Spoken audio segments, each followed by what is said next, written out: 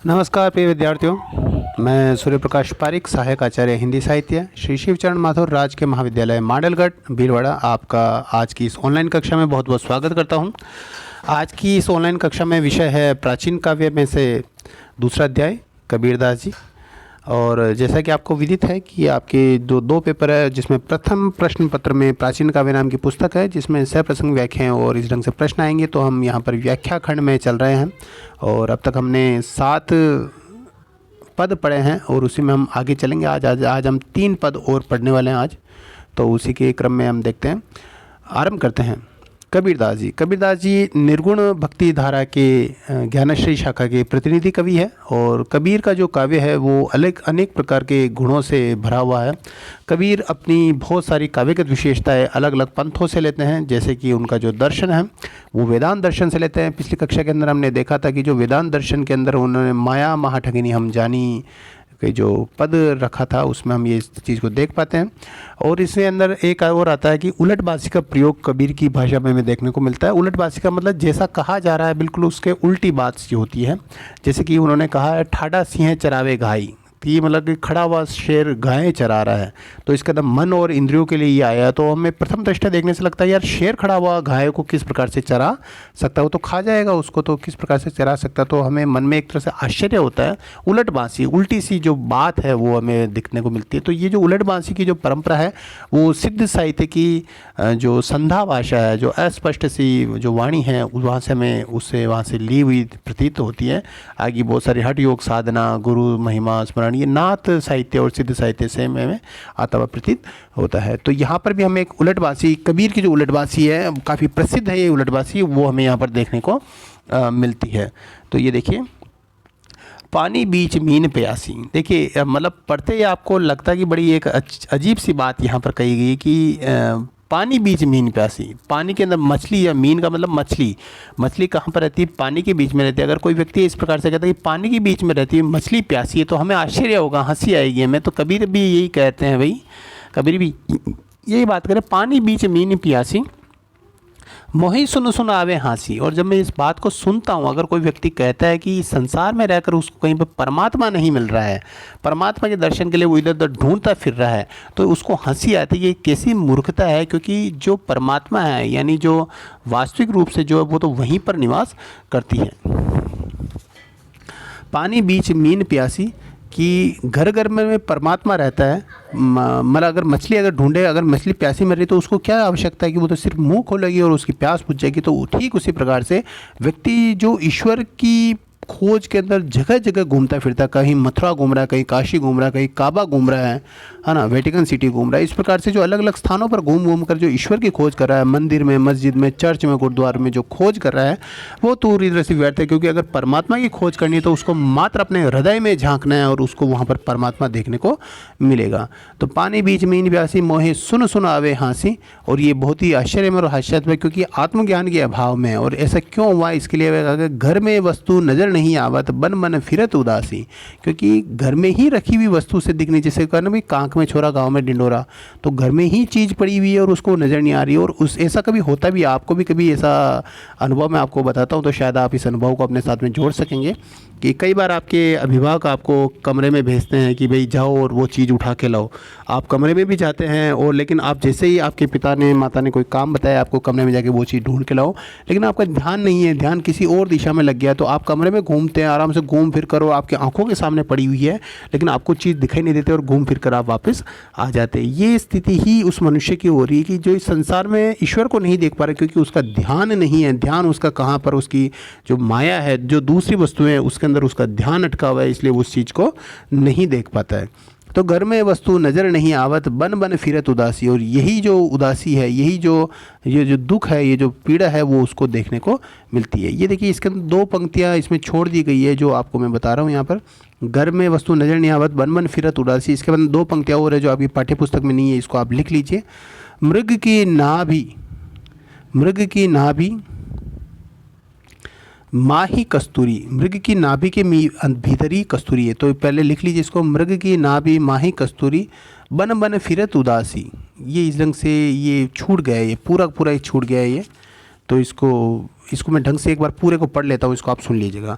पानी बीच मीन पियासी, मोहे सुन सुन आवे हाँसी, घर में वस्तु नज़र नहीं आवत, बाहर खोज न जासी। और घर में जो वस्तु है वो तो उसको नज़र नहीं आ रही और बाहर वो खोजने के लिए उसको चला जाता है, बाहर खोजने के लिए जा रहा हो कि यहाँ मिल जाए वहाँ। तो कितनी हास्यास्पद सी बात है, मूर्खों जैसी बात लगती है कि घर में वस्तु पड़ी और बाहर खोजने के लिए जाए। तो उसी ढंग से परमात्मा तो घर में है लेकिन फिर भी वो बाहर ढूंढने के लिए जाता है। फिर अगली जो पंक्ति है वो भी इसमें गायब कर दी गई, वो देखिएगा, मृग की नाभि माही कस्तूरी। ये आपकी इसमें पाठ्य पुस्तक में नहीं है, इसको लिख लीजिएगा बीच में।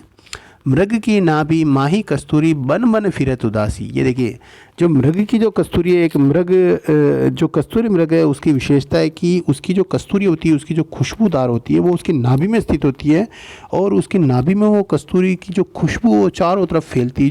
जो मृग होता है वो सोचता है कि यार ये खुशबू आखिरकार आ कहाँ से रही है, तो बड़ा विचलित होता है, इधर उधर घूमता है, दौड़ता है, भागता है, लेकिन उसको उस खुशबू का कारण नहीं पता लग पाता।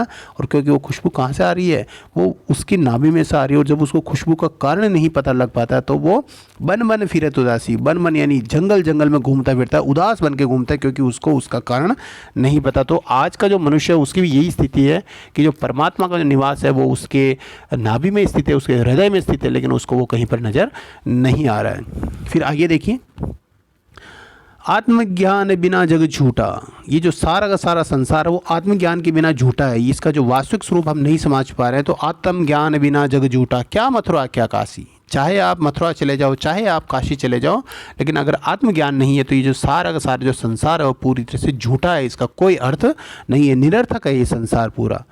कबीर कहते हैं, कहत कबीर सुनो भाई सातो। अब ये जो दो पंक्तियाँ आगे वो भी आपके नहीं दे रखी है, तो इसको भी आप लिख लीजिएगा, इस पूरे पद को आप लिख लीजिएगा। इस पीडीएफ को जब आप प्रिंट आउट निकाले तब ये दो पंक्तियाँ तो मैंने बीच में बताई है, मृग की नाभि माही कस्तूरी, और इसको भी आप लिखिएगा। और ये अंत में जो क्या मथुरा क्या काशी के बाद में दो लाइनें और जोड़नी वो भी जोड़िएगा।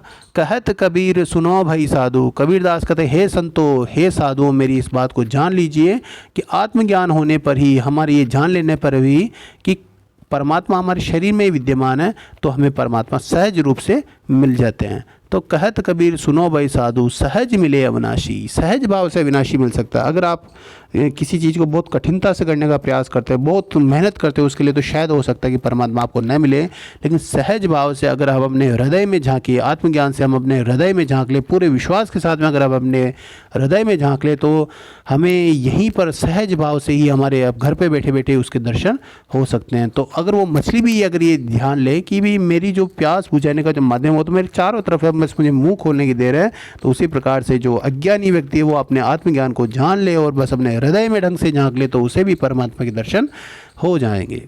तो ये एक उलटबासी है और इसमें विशेषोक्ति अलंकार का इसमें सहज प्रयोग हमें देखने को मिलता है। तो इसके अंदर काफ़ी पंक्तियाँ जो छूटी हुई है इसको आप थोड़ा सा ध्यानपूर्वक देख लीजिएगा। मैं कोशिश करूँगा कि आपके जो डिस्क्रिप्शन है, डिस्क्रिप्शन में ये जो पूरा पूरा पद है इसको मैं लिख लूँगा, इसको आप थोड़ा सा देख लीजिए, ये मैं कार्य कर सकता हूँ, इसको आप कॉपी कर लीजिएगा। ठीक है, चलिए नवा देखिएगा। मने रे राम सुमिरी, राम सुमिरी, राम सुमिरी। भाई देखिए, राम में इसमें चंद्र बिंदु लगाया गया है, राम के साथ में ये थोड़ा अनुनासिक हो जाता है ये।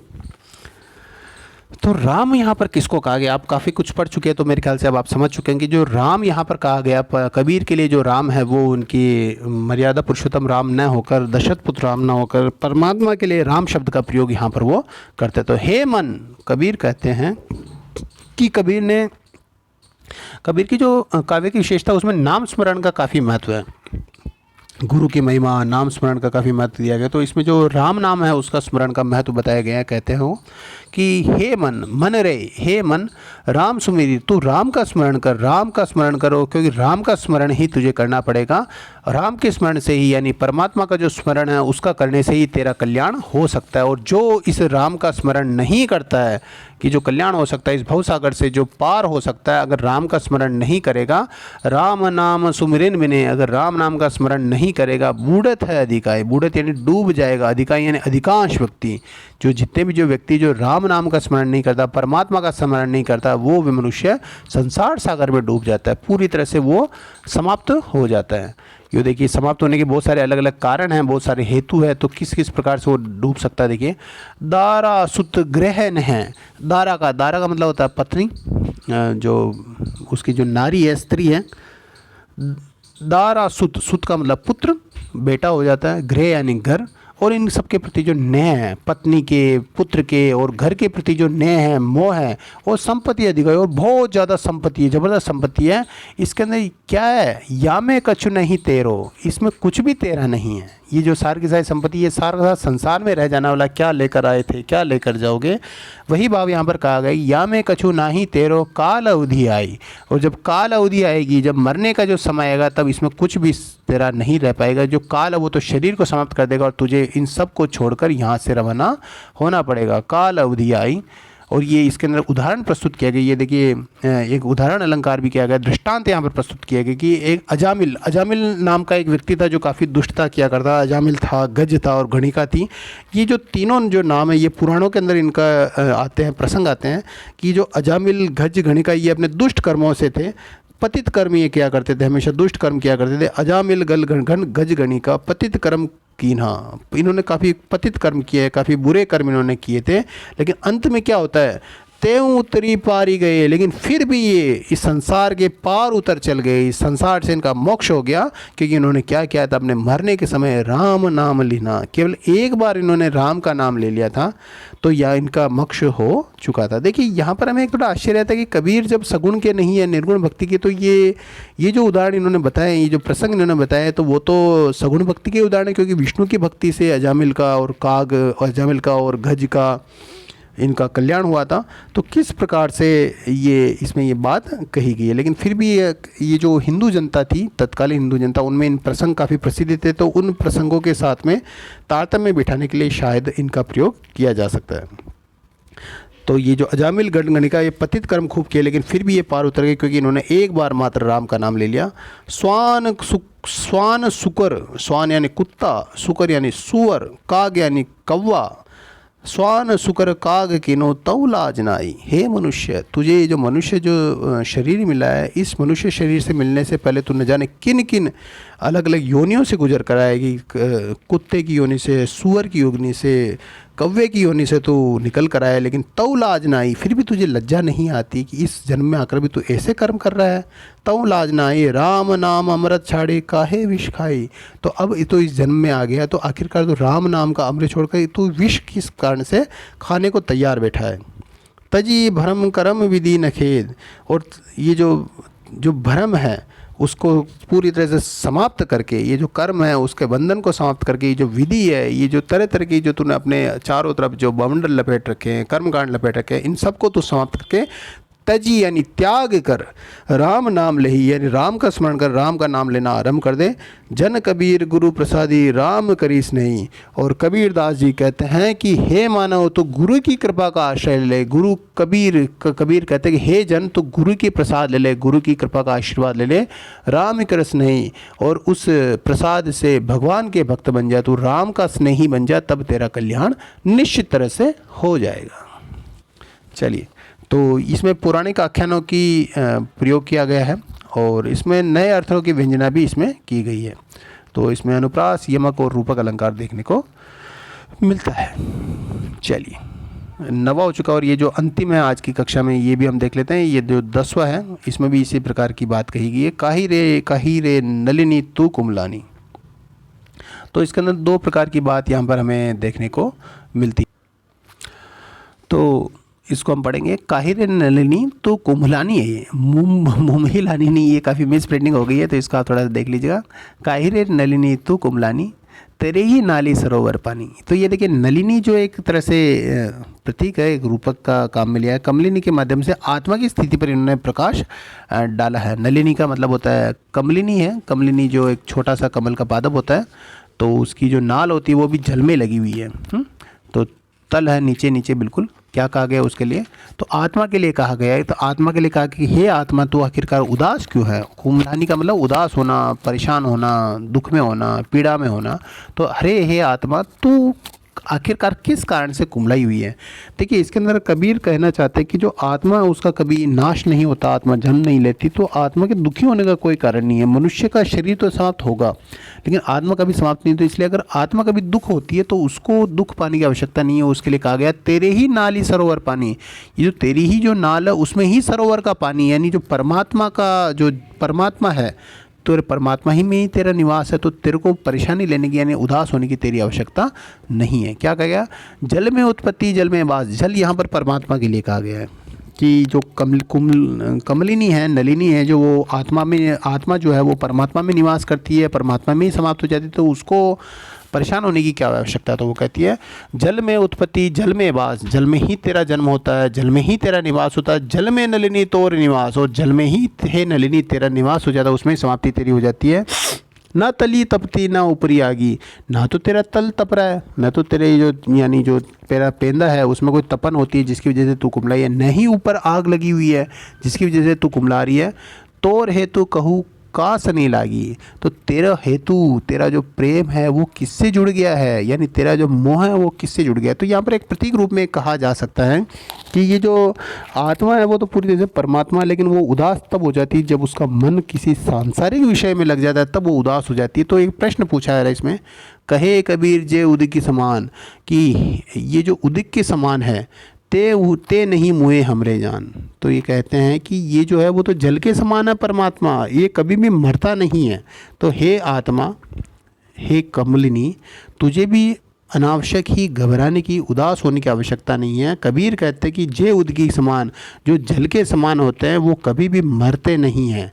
यानी तेरा मन भी सांसारिक विषयों में लगाने के बजाय उस परमात्मा में लगा ले तो तेरा भी कभी मरण नहीं होगा। हमरे जान यानी मेरे ज्ञान से तो उसका कभी भी समाप्ति नहीं हो सकती है। कि जो परमात्मा के समान हो गया यानी जो जल के समान हो गया, उदिक का मतलब होता है जल, ये बार बार बीच में जल का प्रयोग हुआ परमात्मा के लिए। तो जो जल के समान हो गया, जो परमात्मा के समान हो, वो कभी भी मारने से भी यानी उसका शरीर नष्ट हो जाता है लेकिन फिर भी वो कभी भी मरते नहीं है। हमरे जाने हमारे ज्ञान से उनके कभी भी मृत्यु नहीं होती है। तो इसके अंदर कबीरदास जी ने आत्मा और परमात्मा की जो एक रूपता है उसका संदेश यहाँ पर दिया है। तो इसमें अन्योक्ति अलंकार तथा प्रतीकात्मक शैली का हम प्रयोग देख सकते हैं। तो बड़े ही सुंदर तरीके से कबीरदास जी ने आत्मा और परमात्मा की एक रूपता का यहाँ पर वर्णन किया है। तो आज की इस कक्षा में हमने 3 पद देखे हैं, 8वां, 9वां और 10वां। तो आपके लिए आज यही कार्य है कि ये जो 8वां जो ये जो अधूरा था इसको मैं अपने इसमें जो डिस्क्रिप्शन है, डिस्क्रिप्शन में मैं लिख रहा हूँ, तो इसको आप अच्छे ढंग से आप अपनी कॉपी में भी उतारें और कॉपी में उतारने के साथ में इसकी सप्रसंग व्याख्या करें। इस वीडियो को आप फिर से देख लें, सप्रसंग व्याख्या करें और एक पेपर पर लिखकर मुझे व्हाट्सअप कीजिएगा। बहुत बहुत धन्यवाद। इसी ढंग से आप लोग पढ़ते रहिएगा, वीडियो को शेयर करें, लाइक करें और इसको चैनल को सब्सक्राइब करेगा। अपने मित्रों का भी सहयोग करें। घर पर रहें और अपने घर वालों की स्वास्थ्य का विशेष रूप से ध्यान रखें, मास्क लगाए रहें। बहुत बहुत धन्यवाद। जय हिंद।